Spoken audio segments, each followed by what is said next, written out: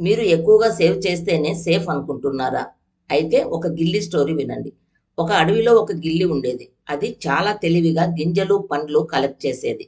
కానీ ఒక సమస్య, అది చాలా పిసినారి. ఎవరైనా అడిగితే లేదు అని చెప్పేది. అది ఒక పెద్ద చెట్టు కింద చిన్న చిన్న రంధ్రాల్లో ఫుడ్ దాచేది. ప్రతి చోట మార్కు కూడా వేసేది. ఇది నా సీక్రెట్, ఎవరికీ తెలియకూడదు అనేది. ఇతర గిల్లులు చెప్పేవి, కొంచెం షేర్ చేస్తే అందరికీ యూజ్ అవుతుంది కదా అని. కానీ ఇది నవ్వేది. నేను కష్టపడి సంపాదించాను, ఇది నాదే అనేది. ఒకరోజు భారీ వర్షం వచ్చింది. గాలి బలంగా వీచింది. నేల మారిపోయింది. ఆ మార్క్స్ అన్నీ పోయాయి. రంధ్రాలు మట్టిలో కలిసిపోయాయి. గిల్లి పానిక్ అయ్యింది. నా ఫుడ్ ఎక్కడా?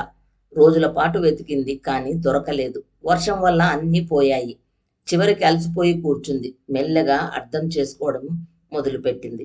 నేను షేర్ చేసి ఉంటే కనీసం కొంతైనా యూజ్ అయ్యేది కదా! ఇప్పుడు అన్నీ పోయాయి. ఆ రోజు నుంచి అది మారింది. కొత్తగా కలెక్ట్ చేసినప్పుడు ఇతరులతో షేర్ చేయడం మొదలుపెట్టింది. అది సంతోషంగా అనుకుంది. పంచుకున్నదే నిజంగా మిగులుతుంది అని. దాచుకున్నదంతా మనదే కాదు, ఉపయోగపడిందే మనది.